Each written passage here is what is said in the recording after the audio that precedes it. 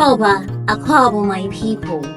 Today, I bring you to the coast of Ghana to open the crocks of the cunning one, to share into the pots of the ancient wise one, into his delicacies and strategies.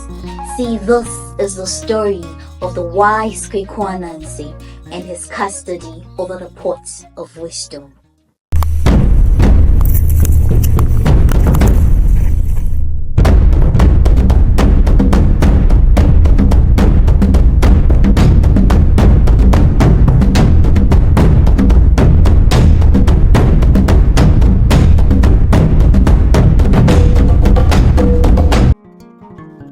In the ages past, when the gods of the heavenly realm could descend over the earth, they frequented the world as much as they could, for the sons and the daughters of the world intrigued them.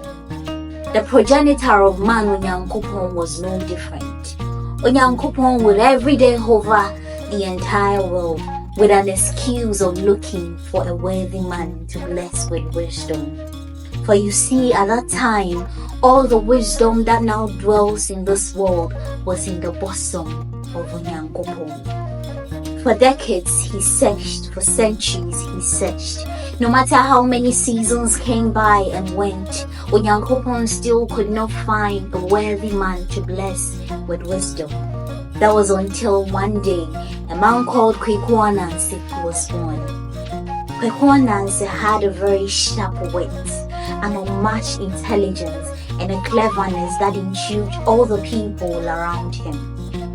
Anansi had a knack for solving the most challenging problems that people deterred from. Anansi faced head-on. He was as cunning as a fox and as clever as a pike. Soon, the reputation and the remarkable abilities of Anansi reached the ears of Onyankopon. So Onyankopon decided to rate Anansi. He weighed him meticulously by his high standards. And guess what? Anansi passed. Onyankopon deemed Anansi worthy. And oh, how pleased he was with him. So one day, Onyankopon descended upon the earth and took the form of a man. He visited Anansi's home and said to Anansi and his family, "I am a stranger. I have traveled from lands afar, from worlds unknown to you, and I beseech you, host me in your home for the evening." But Anansi looked at the stranger strangely and said, "You passed through many places before you got to my home, and yet it is my home you decided to come and spend the night."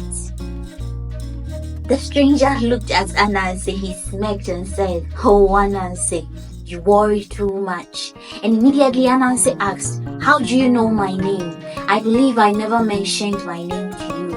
But the stranger quickly replied, "I know many things, Anansi, and I see many things. I see now how greatly distressed you are about my request to spend the night in your home. But faint not, for I have not come to hurt you nor your family." You see, all this while Anansi's wife Okonoreya was monitoring what was going on. She felt a very strong presence from the stranger. It was a feeling she couldn't define. So she called her husband aside and said, "Husband, I am convinced in my spirit that this man is a good man. Let us accept him into our home for the night."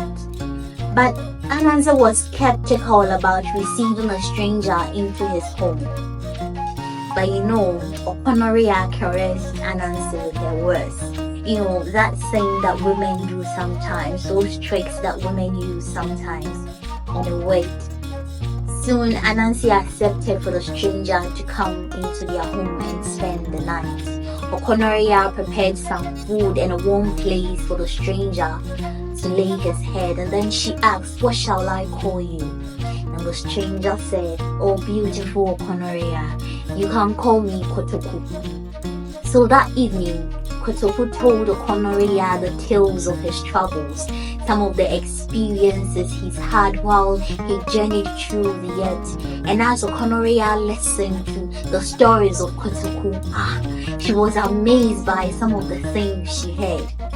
But for Anansi, he decided to distance himself.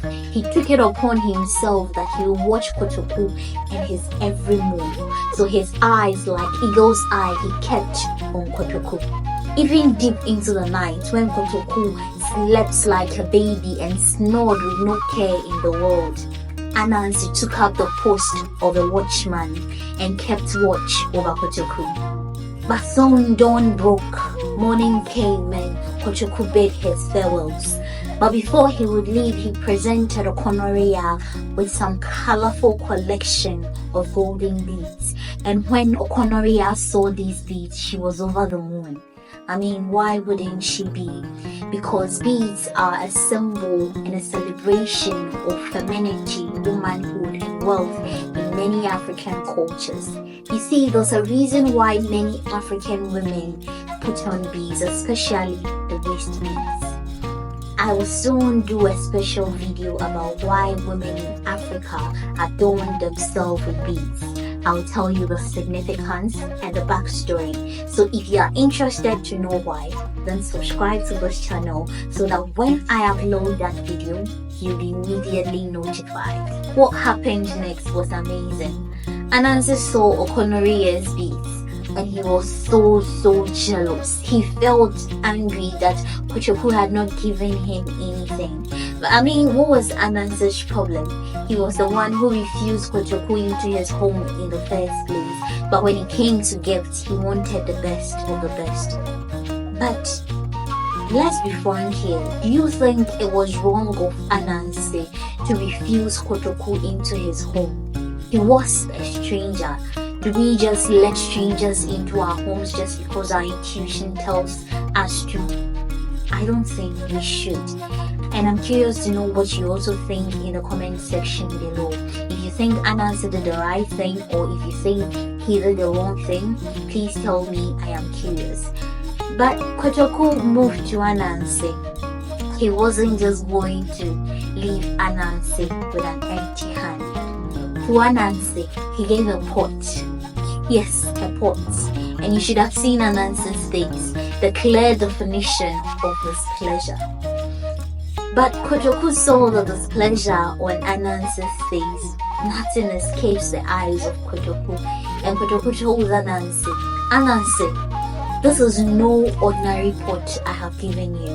When you find yourself alone, I want you to gaze deeply into this pot. And what you find, it may surprise you. Anansi knew Kotoku was playing tricks on him, but he still could not discard the pot. So later in the day when he was alone, he took the pot Kotoku had given him and gazed deeply into the pot. And oh, what he found amazed him. Some things started popping into the mind of Anansi. Anansi was so amazed that throughout his whole life he had not thought of such simple and basic things. But I mean, you couldn't blame him. No one could, because as I said earlier, at that time, all the wisdom of this world was with Onyankopon in the realms of the gods. So the people of the world at that time knew very little. They did not know how to cultivate the fields, rear animals, weave their clothes. They did not know many things. They just had a bit of knowledge to get by. That was all Onyankopon granted them. So Anansi decided to keep the pot all to himself.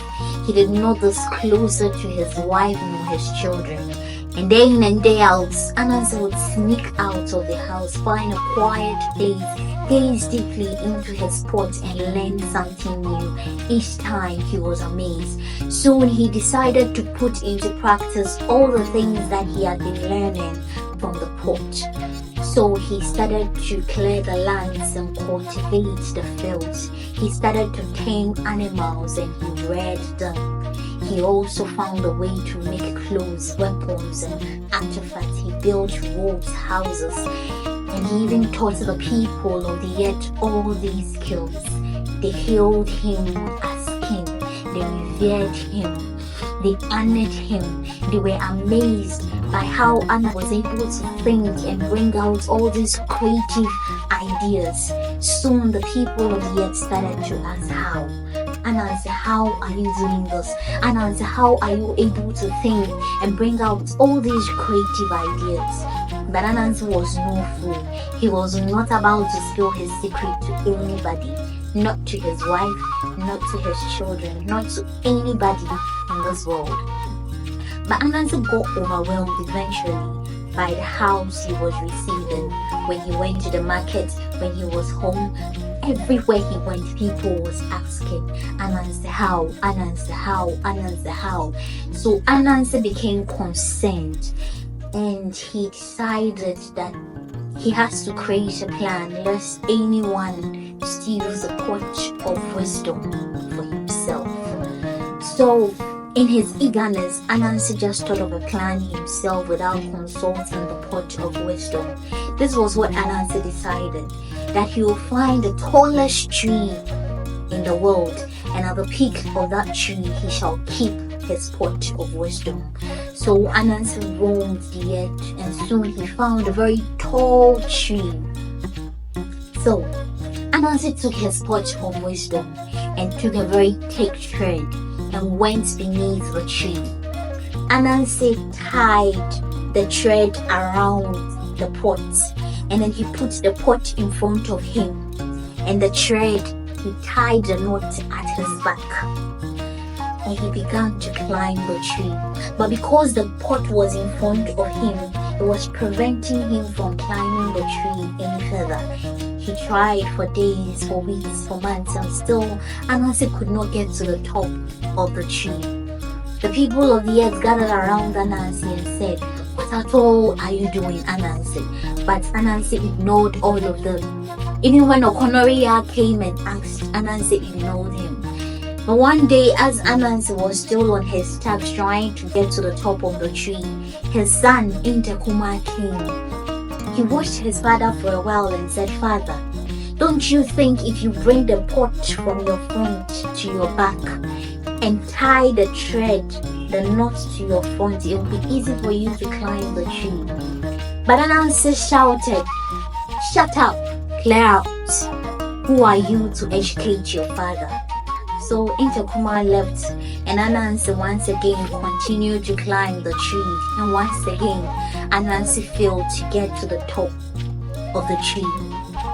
So after a while, he considered Intekuma's suggestion. So he moved the pot from his front to his back and started to climb the tree. This time it was very easy for him to climb, and soon Anansi got to the peak of the tree. When Anansi got there, he thought for a while that I am the possessor of the pot of wisdom. All the wisdom of the heavens, of the earth, I possess. Yet it was this child, this little boy, my own son, who taught me how to get to the peak of this tree.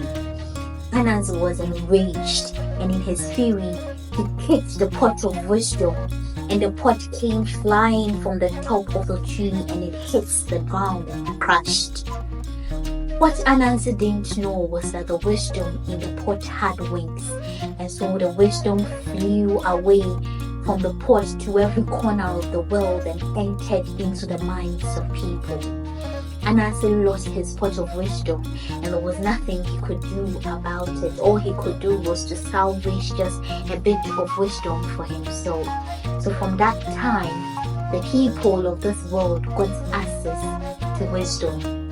Wisdom flew into the rivers, even to the mountains, bringing life into the world. So this is the story of Anansi and his pot of wisdom. Thank you very much for listening to me. If you enjoyed this story, then please subscribe to this channel. There'll be more African stories to come, more African history, more African tales and myths. So please subscribe, like the video, comment in the comment section. But I want to ask something. Did you learn something from the story? Any moral lesson? This was what I learned.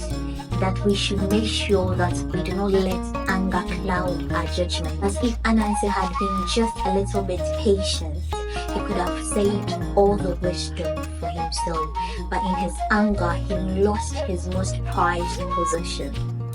Sometimes we do that from time to time. We let negative emotions cloud our judgments, negative emotions influences us, and then we lose the things that are precious to us without even realizing. So as we go on our daily activities, let us be mindful of the kind of emotions we bring out. Thank you very much. I'll see you soon in the next video.